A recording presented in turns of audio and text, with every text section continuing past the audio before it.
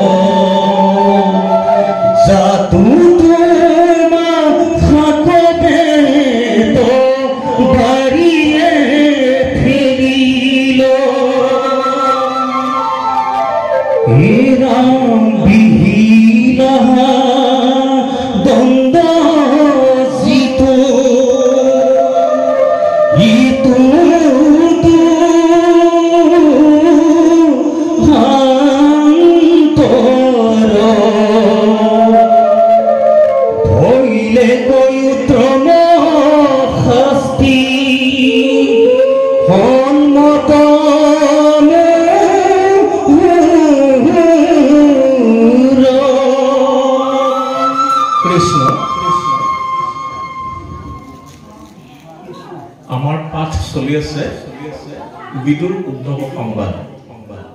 তৃতীয় স্কন্ধ ইয়াতে বিদুৰ আৰু উদ্ধৱৰ মাজত কথোপকথন চলি আছে বিদুৰ আৰু উদ্ধৱ দুজন মহান মনীষী আচলতে বিদুৰ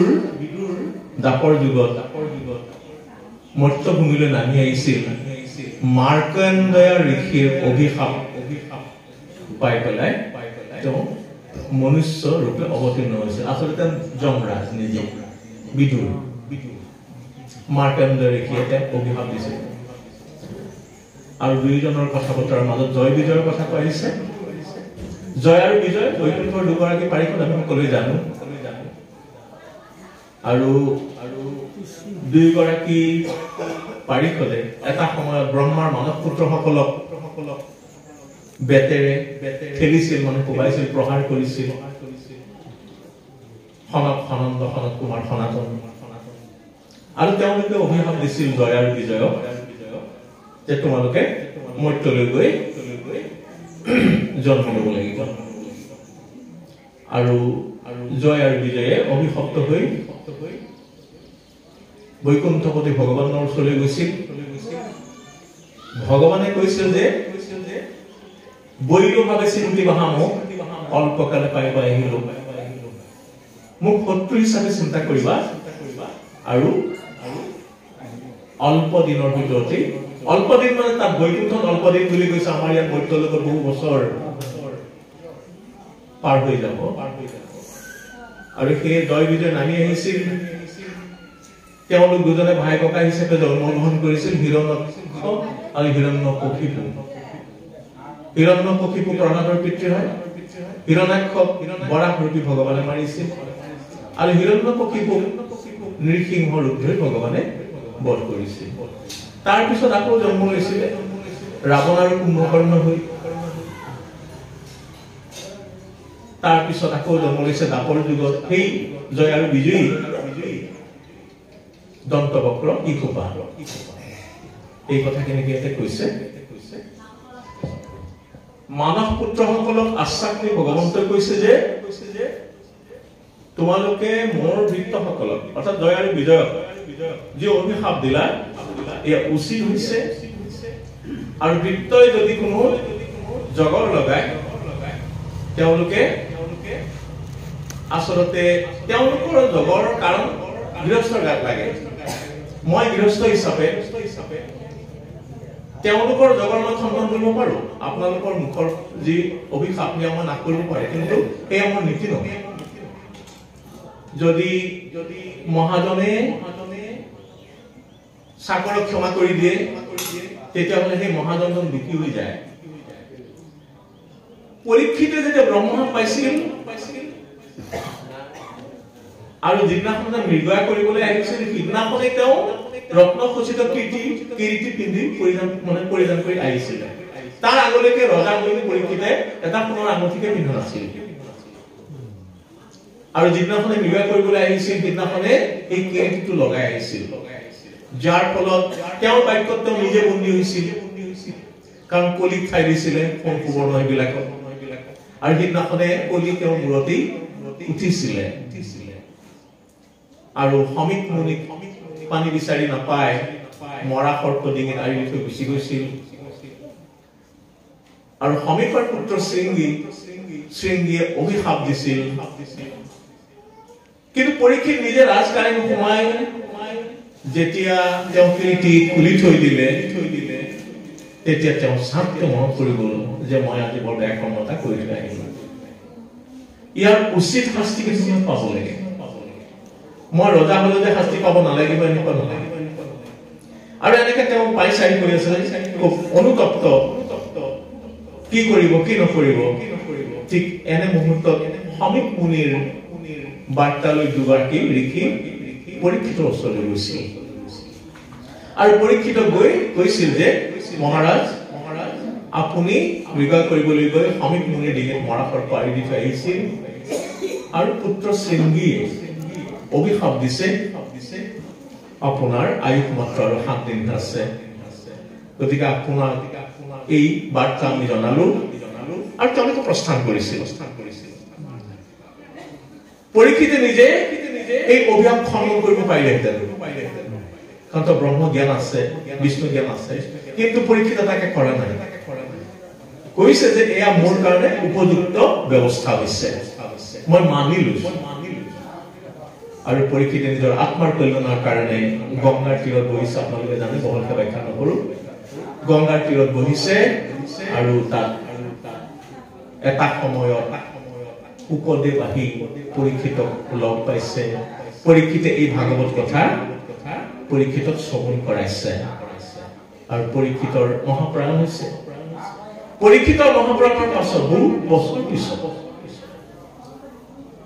যে কৰিলো মোৰ যজ্ঞ আমি সহস্ৰ বৎসৰ হোম ধুমে ধূম্ৰবৰ্ণ ভৈলা কলেব ঋষি মুনিবিলাকে কলিৰ বেয়া কথাবিলাকক বাধা দিবৰ কাৰণে হোম যাগযজ্ঞ হোম কৰিছিল কিন্তু বাধা দিব নোৱাৰিলে আৰু এটা সময়ত তেওঁলোকে সূতদেৱক লগ পাইছে মই চমুকে কৈছো সূতদেৱ পৰীক্ষিতক কৈ থকাটো সূতদেৱ আৰু নৈমিষাৰণ্যত 28 সহস্ৰ ঋষি প্ৰমুখ ঋষিজন সৌনক ইয়াত বক্তাজন ভাগৱত বক্তাজন সূতদেৱ আমি জানো যে সূতদেৱ জন্মত গণ্ডগোল আছে বৰিয়া বুলি কৈছে যে বাপক মানে বাপেকজন বেলেগ জাতৰ মাক গৰাকী বেলেগ জাতৰ তেওঁ বৰ্ণশংকৰ আৰু এটা সময়ত গুণী জ্ঞানী সমাজত তেওঁ ঠাই পোৱা নাছিল আৰু সৌনক প্ৰমুখে যেতিয়া 28 সহস্ৰ ঋষিয়ে তেওঁক মান্য কৰি আসন দিলে আমাক ভাগৱত কথা শুনাব লাগে তেতিয়া কৈছে যে মান্য কৰি পুতক পাতিলা সত্ৰৰ কথা মান্য কৰি পুতক পাতিলা সত্ৰ তথা সৌনক প্ৰমুখে শুনে ভাগৱত কথা ভাগৱত কথা আলোচনা হৈছে 28 সহস্ৰ ঋষি আৰু সৌনকে পৰীক্ষিত যিখিনি প্ৰশ্ন উপদেৱ কৰিছিল সেই একেখিনি প্ৰশ্নকে সৌনক ঋষিয়ে প্ৰশ্ন কৰি গৈছে সূতদেৱ আৰু ইয়াত কৈ থকা কথাখিনি এতিয়া এইখন ভাগৱতত কৈ থকা কথাখিনি 28 সহস্ৰ ঋষি আৰু সূতদেৱ বক্তা শ্ৰোতাসকল 28 সহস্ৰ আৰু 28 সহস্ৰ ঋষিৰ প্ৰধানজন হ'ল সৌনক ঋষি এইখিনি কথাতে চলি আছে জয় আৰু বিজয় কথাখিনি ক'লোৱে তেওঁলোকে তিনিটা জন্ম পাৰ কৰিছে দন্তবক্ৰ দিশপাল দাপৰ যুগত হিৰণ্যকশিপুৰ পুত্ৰ আছিলে প্ৰহ্লাদৰ পুত্ৰ বিৰোচনৰ পুত্ৰ বলি ৰজা আমি দৈত্যপতি বলিৰ কথা শুনিছো আৰু বামন ৰূপে ভগৱন্তই ভৰিৰে হেঁচুকি তেখেতক পুতলপুৰীলৈ পঠিয়াইছিলে বলি ৰজা বলিৰ পুত্ৰ বান ৰজা আৰু এই বান ৰজাই ৰাজত্ব কৰিছিলে আমাৰ শোণিতপুৰত তেজপুৰত তাত এতিয়াও ঐতিহ্যমণ্ডিত অগ্নিগড় পাহাৰ আছে উষা অনিৰুদ্ধৰ কাহিনী আছে বান ৰজাই যি শিৱক পুজিছিল এই ভৈৰৱ মন্দিৰ আছে আৰু এই বানৰ ছোৱালী উষাক বিয়া কৰিছে শ্ৰীকৃষ্ণ নাতি অনিৰুদ্ধ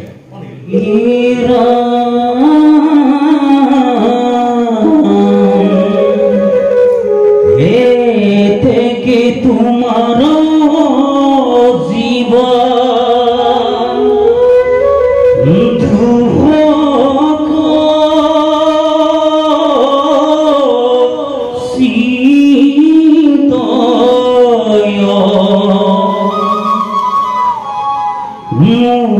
সক্ৰে বাহু তাৰ কাতিব নিশ্চয়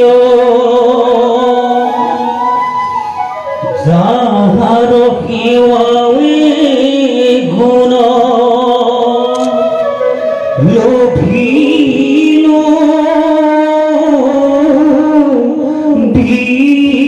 বিচিত্ৰ চৰণৰ ৰেণু যাৰ কৰয় পবিত্ৰ এৰামি স্থানে থাকন্ত লক্ষ্মী নিৰন্ত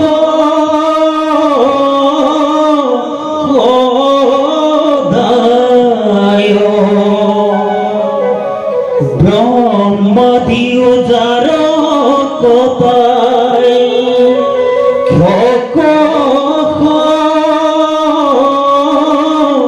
দাসায় রাম হেন ব্রহ্ম লোক জিতু করে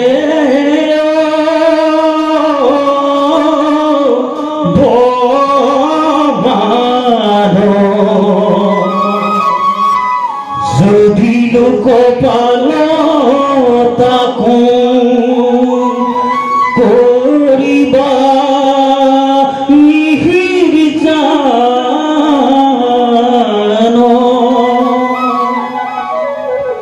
এই যি হব ব্রাহ্মণ মূল নিষ্কাম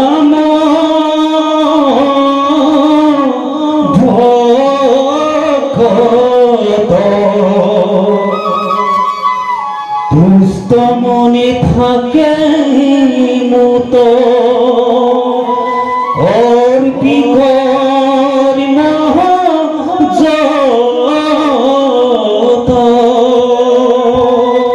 কৃষ্ণ কৃষ্ণ ব্ৰাহ্মণ শব্দটো আহিছে ব্ৰাহ্মণ ভগৱানে চাৰিবিধ কৈ আছে যে লোকপাল লোকপাল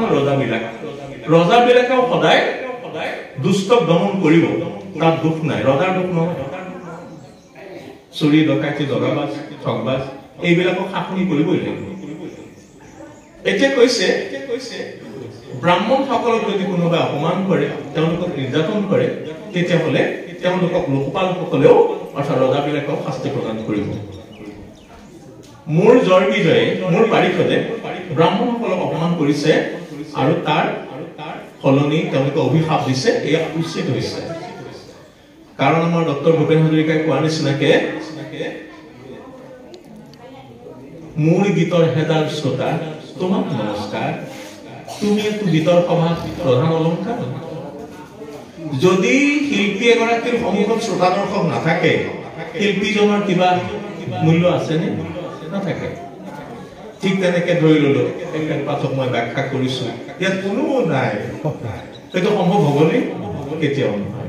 ঠিক তেনেকে কৈছে মই ভগৱান মই নিজে নিজে ভগৱান নহয় আপোনালোকে মোক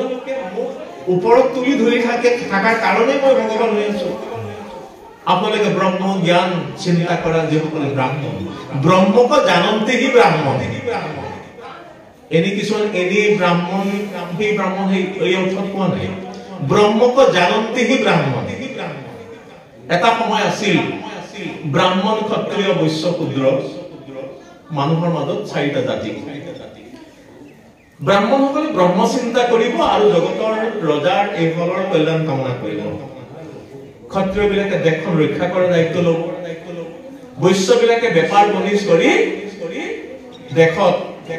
যি বিত্ত বিভাগ সেইটো শক্তিশালী কৰিব আৰু শূদ্ৰসকলে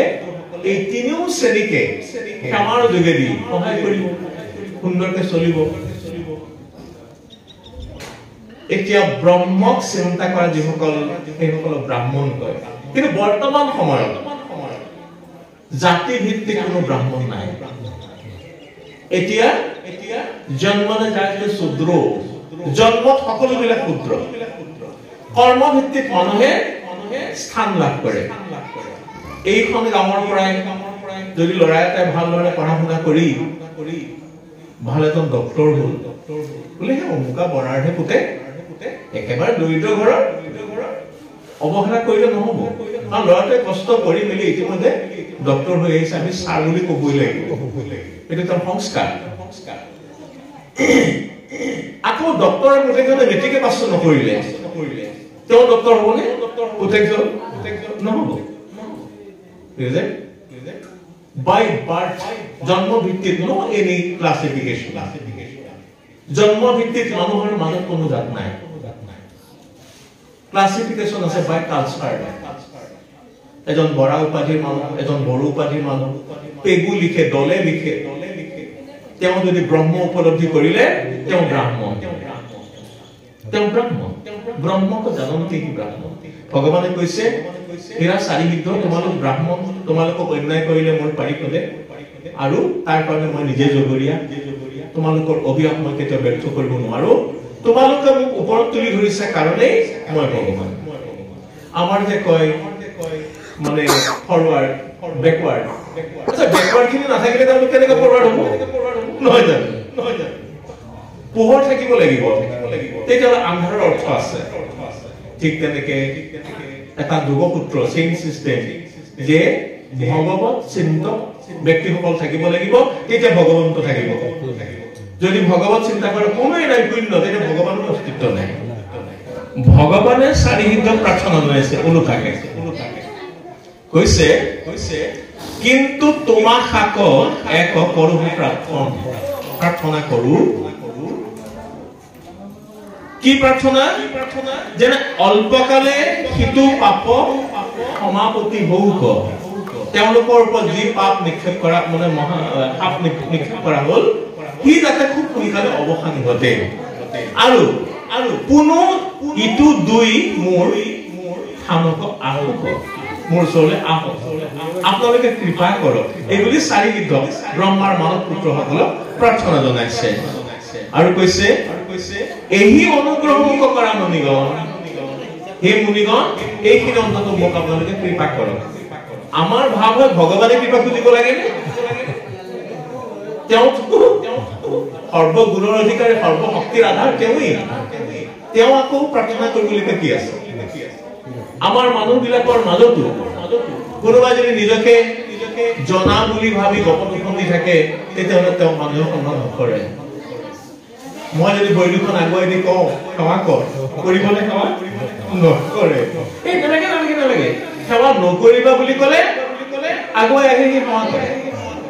ভগৱতীৰ অপাৰ মহিমা কিন্তু বৈদিকখন আগুৱাই দি যদি কওঁ বোলে সেৱা কৰিছো নাই নকৰে সেৱা নকৰে এই সেৱা কৰিব লাগে বলি আগুৱাই দিছে তাকে কৈছে এই অনুগ্ৰহ মোক কৰা মুনিগণ নিষ্ঠ কৰি কহো মোৰ ভক্তেকে জীৱন মোৰ জীৱন ভগতসকলে মোৰ জীৱন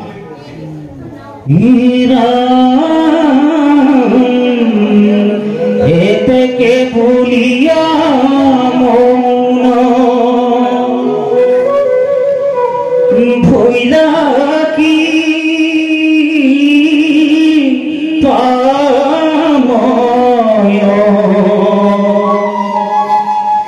ভাগৱত কথা শুনি কমৰ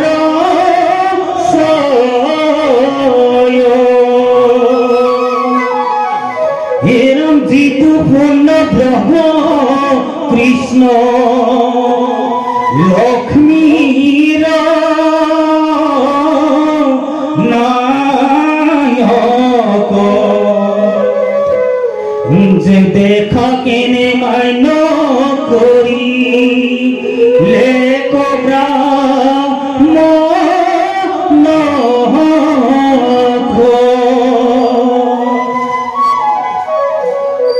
আবেতান আজ্ঞাক ধরিও যত্ন করি নিরন্তরে নরে থাকি ভোলা হরি হরি হে রাম আবেতান আজ্ঞা কোকো রিউ যা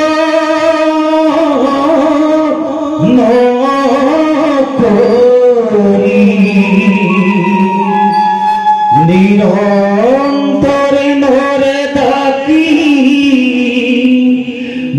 ভোলা হরি হরি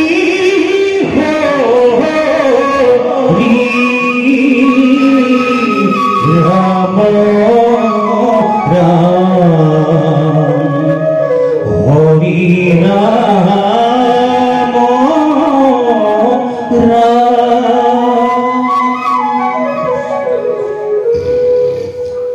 ভাগৱত কথা শুনিও নৰছয় মানে প্ৰথম ছ দ্বিতীয় ছ ছয় মানে বহু বচন হেৰা লোকসকল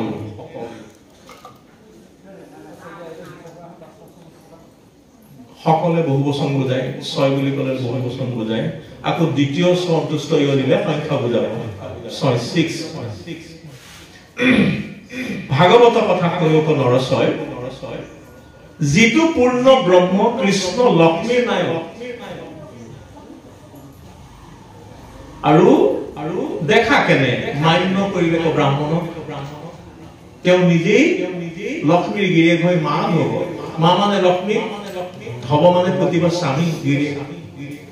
সেইজনে ব্ৰাহ্মণক সন্মান কৰিছে আমি কোন কোটা আমি আকৌ আমাৰ অকণমান কিবা ভগৱানৰ ক্ষমতাখিনিকে লৈ আমি আকৌ গৰ্ব কৰোঁ অহংকাৰ কৰোঁ আবে তানো আজ্ঞাক ধৰি যত্ন কৰি নিৰন্তৰে ৰাখিবলা হৰি হৰি নিৰন্তৰ শব্দটোৰ অৰ্থ কিন্তু বৰ টান নিৰন্তৰ মানে ফাক নোহোৱাকে অন্তৰ নোহোৱাকে মোৰ যেতিয়া এই দেহটো মাতৃগৰ্ভতে এই আকৃতিটো এজন বিশ্বকৰ্মা ভগৱানে দিছিলে আৰু যেতিয়া মোক ৭২,০০০ স্নায়ু এই দেহটোত লগাই মেলি তাত প্ৰাণ প্ৰতিষ্ঠা কৰিলে তেতিয়াৰ পৰাই মোৰ এই জীৱটো ধমনীবিলাক চলিবলৈ আৰম্ভ কৰিলে এই নিৰন্তৰ যেতিয়ালৈকে আয়ু অৰ্থাৎ মোৰ উশাহ নিশাহ বন্ধ নহয় তেতিয়ালৈকে ধমনীটো চলি থাকিব নিৰন্তৰ বুৱতী নদীখন নিৰন্তৰ বুৱতী নদীখন দিন নাই ৰাতি নাই ঠাণ্ডা নাই গৰম নাই নিৰন্তৰ নদীখন বৈ আছে আমাৰ ধমনী নিৰন্তৰ আপুনি চকু টোপনি নোযোৱাকে বহি আছে আপুনি নজনাকে আপুনি ইচ্ছা নকৰাকে আপোনাৰ চকুবিলাক আপুনি মেল খুৱাই থাকিব নোৱাৰিব সময়হে টিপ মাৰি থাকে এবাৰ টিপ মৰাৰ পৰা আন এবাৰ টিপ মৰালৈ এক নিমেষ বুলি কয় এইবিলাক নিৰন্তৰ এতিয়া কৈছে আমি যদি ঈশ্বৰৰ কৃপা ধন্য হ'ব লাগে ঈশ্বৰৰ কৃপা আমাৰ ওপৰত বৰিষণ হ'ব লাগে ঈশ্বৰৰ কৃপা আমি লাভ কৰিব লাগে তেতিয়াহ'লে আমি নিৰন্তৰ ঈশ্বৰ চিন্তা কৰিব লাগিব ঈশ্বৰ নিৰন্তৰ ঈশ্বৰ চিন্তা কৰাৰ প্ৰক্ৰিয়া কি তেতিয়াহ'লে কেনেকে মাধ্যম কিছুমান দিছে মই এবাৰ যোৰহাট গোলাঘাট ইফালে আহিছিলো মই তেতিয়া MA কৰি ওলাইছো কটনৰ পৰা আৰু এনেকৈ ধৰ্মসভা কৰি মেলি মই গৈ গুৱাহাটী পালো কিন্তু টংলালৈ যোৱা মঙলদৈ যোৱা গাড়ী আৰু নাই তেতিয়া আদাবাৰী আছিলে বাছ আস্থান আদাবাৰী নহয় মাছখোৱা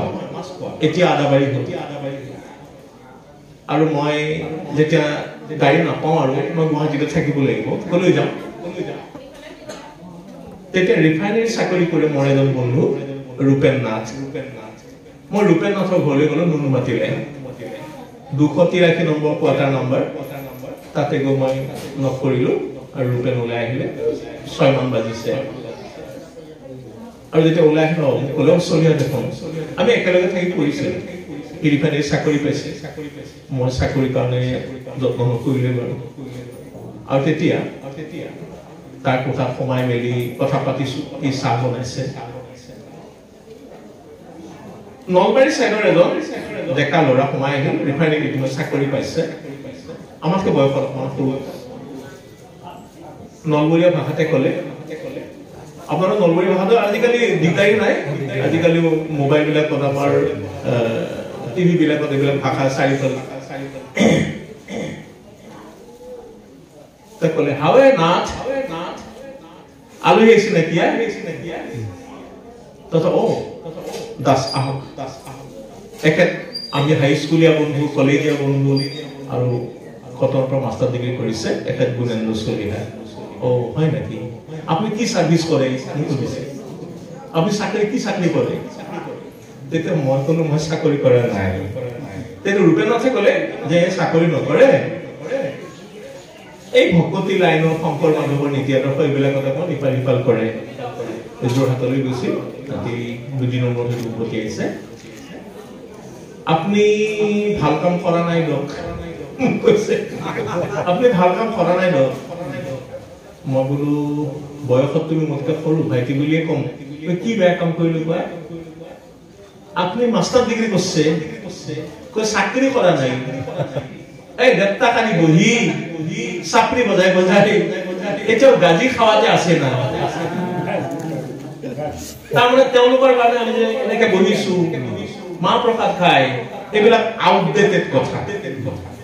তেওঁলোকে নিজকে শিক্ষিত বুলি ভাবে আৰু কৈছে আপুনি মাষ্টাৰ ডিগ্ৰী কৰিছে কটনৰ পৰা আপুনি চাকৰি বাকৰি কৰা নাই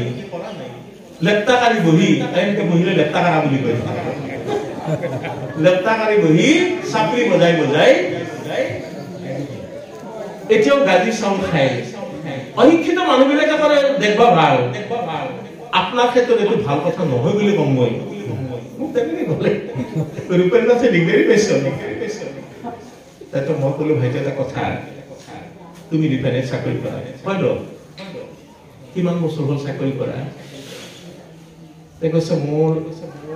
এই 3rd year ৰানিং মানে 3 বছৰ চলিছে ৰিফাইনেৰীত চাকৰি পাই বিয়া পাতিছে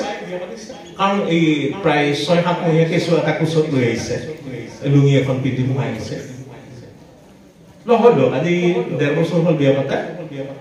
মই বোলো প্ৰথম সন্তান হয় ল'ৰা নে ছোৱালী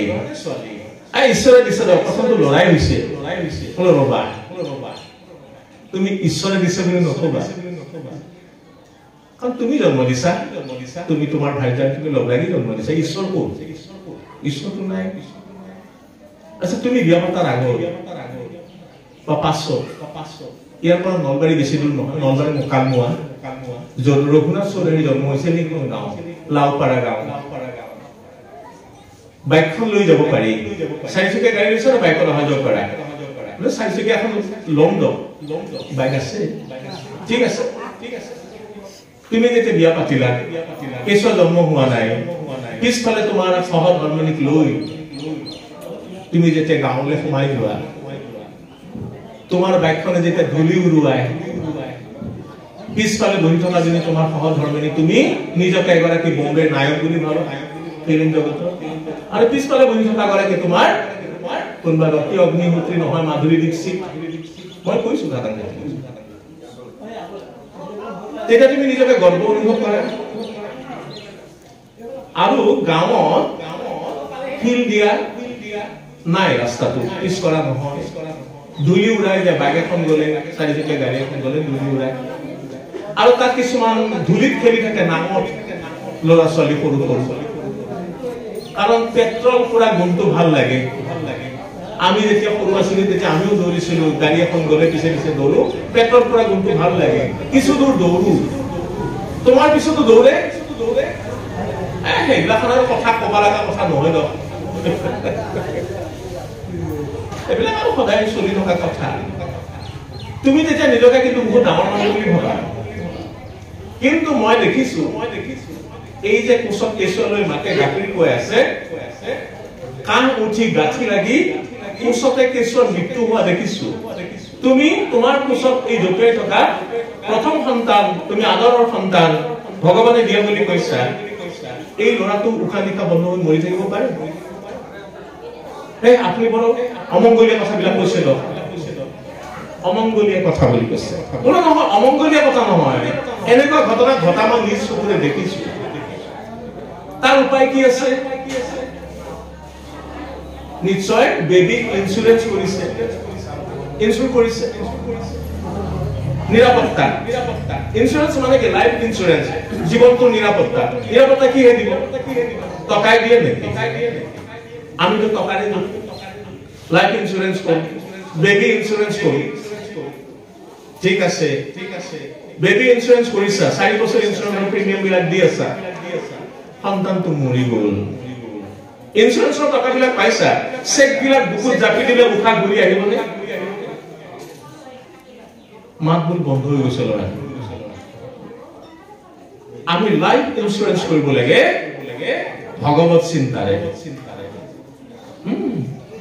স্থাবৰং বিংশতিৰ লক্ষং জলদং দশলক্ষণ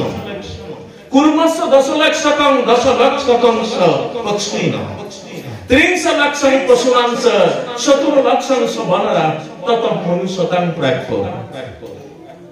স্থাবৰ জন্ম পাৰ কৰিছো মই গুৰিম চলে কৰিছো শচীন তেণ্ডুলকাৰে কৰিছে আপোনালোকে সকলোৱে কৰিছে নৰেন্দ্ৰ মোদী বা নাযায় স্থাৱৰম অৰ্থাৎ স্থাৱৰ জন্ম পাৰ কৰিব লাগিব 20 লাখ বাৰ আমি মানুহ হোৱাৰ আগলৈকে স্থাৱৰম বিংশতিৰ লক্ষণ বিষ্ণু পুৰাণত এইবিলাক কথা আছে স্থাৱৰ জন্ম পাৰ কৰি আহিছো 20 লাখ বাৰ এটাই জীৱ দেহ বিলাক পৰিৱৰ্তন হৈছে কৃমিকিত হস্তি ঘোৰা মৃগবৃক্ষ পক্ষী গরু উত মহিষ পশুকজ দেখি কৃমি মানে পেটত থকা পেলু হৈ মোৰ জন্ম হৈছে মই মৰিছো কৃমি কীট মানে পোকৰুৱা এইবিলাক জন্ম লৈছো স্থাৱৰম বিংশতে লক্ষণ স্থাৱৰ জন্ম কোনবিলাক এই গছ শিল লতা তৃণ এইবিলাক স্থাৱৰ লৰ স্বৰ্ণ কৰে একেঠাইতে ৰৈ থাকে স্থাৱৰম বিংশতে লক্ষণ জনজম দশলক্ষণম 10 লাখ বাৰ মই দেহ পৰিৱৰ্তন কৰিবলগীয়া হৈছে জন্ম লৈ 20 লাখ 10 লাখ 30 লাখ হ'ব লাগিব 84 লাখ কুৰ্মাস্য দশলক্ষণ কুৰ্মাস্য মানে উভচৰ এই বামতো বাস কৰে পানীতো বাস কৰে কাছ ঘৰিয়াল সাপ ভেকুলি এনে ধৰণৰ জন্ম মই পাৰ কৰিছো 10 লাখ বাৰ 40 লাখ হৈ গ'ল এটাই আত্মা কিন্তু এটাই জীৱ কুৰ্মাস্য দশলক্ষণ 10 লাখ পক্ষী না 10 লাখ বাৰ মই পক্ষী হৈ জন্মগ্ৰহণ কৰিছো সগা পুত্ৰৰ পৰা আৰম্ভ কৰি ডাঙৰ ডাঙৰ চৰাইবিলাক উৰে শূন্য দেউকা কোবাই উৰে এনে ধৰণৰ পক্ষী জন্ম মই পাৰ কৰিছো 10 লাখ বাৰ 50 লাখ হ'ল এতিয়া কৈছে 30 লাখ পশুনাংশ 30 লাখ বাৰ মই জন্ম পাৰ কৰি আহিছো পশু দেহ ধাৰণ কৰিছো জন্মিছো মৰিছো মৰি উপজিছো নিগনিতৰ পৰা আৰম্ভ কৰি প্ৰকাণ্ড হাতীটো গড়টোলৈকে মানুহটোলৈকে মানুহ হোৱা নাই তেতিয়াও পশু জন্ম পাইছো মই 30 লাখ বাৰ 50 30 80 লাখ এই পশুবিলাকৰ হিচাপত এতিয়ালৈকে বান্দৰৰ হিচাপটো অহা যায় 70 লাখ বানৰা 4 লাখ বাৰ জন্ম হৈছে বান্দৰ প্ৰজাতি আমাৰ গুৱাহাটীৰ চিৰিয়াখানাত 4 বিধ মানৰ বান্দৰ আছে হলু বান্দৰ মলুৱা বান্দৰ লাজুকী বান্দৰ এনেকে চিম্পাঞ্জি দুটাও আছিলে এতিয়া আছে নাই নাজানো আফ্ৰিকাৰ বনাঞ্চলত বান্দৰ বহুত প্ৰজাতিৰ বান্দৰ আছে ব্ৰহ্মাৰ সৃষ্টি হেনো 4 লাখ বিধৰ বান্দৰে আছে 4 লাখ বিধৰ বান্দৰ আছে সেই 4 লাখ বিধৰ বান্দৰ প্ৰজাতিত মোৰ জন্ম হৈছে 84 হৈ গ'ল তত মনুষ্যতাং প্ৰাপ্য তাৰ পিছত মোৰ মনুষ্যত্বও ধাৰণ কৰিছো মোক যদি কোনোবাই সোধে দুদিন চলিহাৰ জন্মটো কেনেকৈ হৈছে আপোনাক যদি সোধে আপোনাৰ জন্মটো কেনেকৈ হ'ল এটা সহজ উত্তৰ কি উত্তৰ যে মোৰ দেউতাই এজনী ছোৱালী বিয়া কৰাই আনিছিল সেই ছোৱালীজনীৰ গৰ্ভত মোৰ জন্ম হৈছে সেইটোক মই মা বুলি মাতিছো এনেকৈ মোৰ জন্ম হৈছে সহজ কিন্তু জীৱৰ তাৰণাটো জীৱৰ কাণ্ডটো আমিতো দেখা নাই এটা হাঁহ কণীটোৰ ভিতৰত উমনি লৈ থাকোতে তাত থকা যেটো ভ্ৰূণ আছে কি লাহে লাহে আকৃতি ল'বলৈ আৰম্ভ কৰে এটা হাঁহ পোৱালি হ'ব তাৰ যন্ত্ৰণাটো আমি দেখা নাই গৰ্ভ সোমাই থকা এগৰাকী গৰ্ভৱতী মহিলাৰ গৰ্ভ সোমাই থকা সেই কেঁচুৱাটোৰ আমি ভাবাই নাই আমি আনন্দ কৰিছো যে 7 মাহ পাৰ হৈছে আৰু অলপ বাকী প্ৰথম সন্তান লৰা হলে ভাল আছিল এইবিলাক আমাৰ ধাৰণা কিন্তু জীৱৰ কান্দন আমি শুনা নাই দেখা নাই জীৱই কান্দে গৰ্ভতে হে প্ৰভু 84 লাখ বাৰ জন্মগ্ৰহণ কৰিছো এইবাৰ মানুহ হবলৈ গৈ আছো অন্তত মোক এই জন্ম মৃত্যুৰ যি চক্ৰ আছে চকৰি আছে তাৰ পৰা মোক ৰেহাই দিয়া প্ৰভু মই বাৰে বাৰে জন্ম মৃত্যুৰ চকৰি ধৰি ইমান যন্ত্ৰণা আৰু ভুগিব নোখোজো আৰু গৰ্ভতে থাকি থাকি থাকি থাকি ঈশ্বৰ চিন্তা কৰে কাৰণ জীৱৰ কি নাই জীৱৰ ডেকা নাই বুঢ়া নাই জীৱ কোনো অস্ত্ৰ শস্ত্ৰৰ ছেদন নকৰে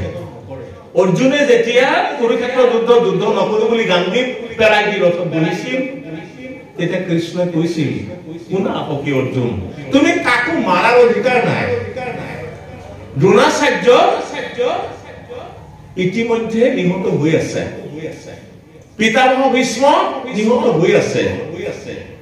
যিমান বিলাক যুঁজাৰু আহিছে সব বিলাক ইতিমধ্যে মই নিধন কৰিছোৱে কৈছে তুমি নিমিত্ৰ মাত্ৰ ভৱ সব্যসাচীন মই হইতে নিহত সৰ্বমেব মোৰ হাতত এইবিলাক নিহত হৈ আছে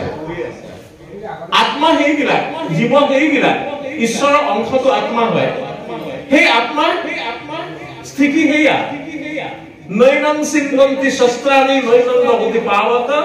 ন সৈনং ক্লেদং তাপ ন সুচলতি মাৰুত যাক জীৱাই কি কোনো অস্ত্ৰ ছেদন নকৰে 47 ৰাইফলৰ গুলি আত্মাত নালাগে দেহত লাগে আৰু দেহটো যেতিয়া অকালিলা হৈ যায় আত্মা তাৰ পৰা নিৰ্গত হয় গুচি যায় নৈনং সিন্ধন্তি শস্ত্ৰাণি অস্ত্ৰ ছেদন কৰিব নোৱাৰে নৈনং ভবতি পাৱত মানে জুই তাক দহন নকৰে ন সৈনং ক্লেদং তাপ ক্লেদ বা বোকা বুতুৰি পুতুৰি নহয় কোনো দুৰাৰোগ্য ৰোগে আত্মাক নাপায় দেহটো এইফালে নিশ্চয় নাই নাগাৰা নাম নাই ন নাগাৰা নাম বুলি আমাৰ দৰঙৰ ফালে আছে কামৰূপৰ ফালে আছে এজন ভাল নাগাৰা নাম গোৱা মানুহ আছিলে তেওঁ অকমান অসুখত ভুগিছে এতিয়া লাহে লাহে ভাল পাইছে কৈলাশ তালুকদাৰ মোবাইলত পাব আপোনালোকে তেওঁ নাগাৰা নাম গাওঁতে চিত্ৰকেতুৰ কাহিনীবিলাক গায় ন তাতে গাইছে জীৱৰ মৰণ নাই দেহা গলি পচি যায় জীৱৰ মৰণ নাই দেহা গলি পচি যায় কৰ্ম ফলে জীৱে দুখ পায় জীৱৰ মৰণ নাই দেহা গলি পচি যায় জীৱন নমৰে দেহটো গেলি পচি যায় এতিয়া নিৰন্তৰ নাম ল'ব লাগে নাম ল'লে ভগৱত কৃপা নামি আহিব আৰু নাম লোৱাৰ যি মাধ্যম এইবিলাক আমাক শংকৰদেৱ মাধৱদেৱ গুৰু দুজনে দি থৈ গৈছে এয়া নামঘৰৰ এয়া দুৱাৰমুখ এয়া মণিকূট ইয়াতে চববিলাক মাধ্যম সোমাই আছে আমি কেৱল সময় নাই বুলি মই জানোনে গুৰিন চলে কেইদিন জীয়াই থাকিম মই নাজানো মোৰ আয়ু 10 মিনিট আছে 10 ঘণ্টা আছে 10 বছৰ আছে মই নাজানো আমি প্ৰত্যেককে নাজানো আৰু নাজানো কাৰণেই কোনোবা জ্যোতিষীৰ ওচৰলৈ যাওঁ হাতখন দেখুৱা হস্তৰেখাবিলাক মোৰ নিজৰ হাততে আছে ভাগ্য মই নিজে নাজানো হস্তৰেখা নাজানো কোনোবা জনাবিলাকে কিছুমানে ধোকাও দিয়ে হাকিম দিয়ে মোৰ 5 বছৰ পিছত কি হ'ব 5 দিন পিছত কি হ'ব তাকে জানিবলৈ আমি ইচ্ছুক বিএ পাস কৰি বা বিএসসি পাস কৰি বিকম পাস কৰি ওলাইছে চাকৰি কেতিয়া হ'ব বিয়া বাৰু কেতিয়া হ'ব এইবিলাক আমি ভৱিষ্যত নাজানো কাৰণে আৰু তাতে ৰহস্যটো লুকাই থাকে আহক আমি সকলোৱে হৰি নাম লওঁ সকলোৱে এবাৰ কওকচোন হৰি হৰি ৰাম হৰি হৰি ৰাম হৰি হৰি ৰাম হৰি হৰি ৰাম হৰি হৰি ৰাম হৰি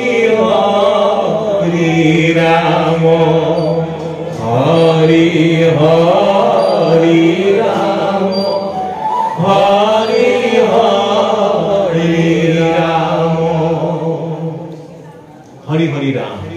নিৰন্তৰ গাই থাককচোন হৰি হৰি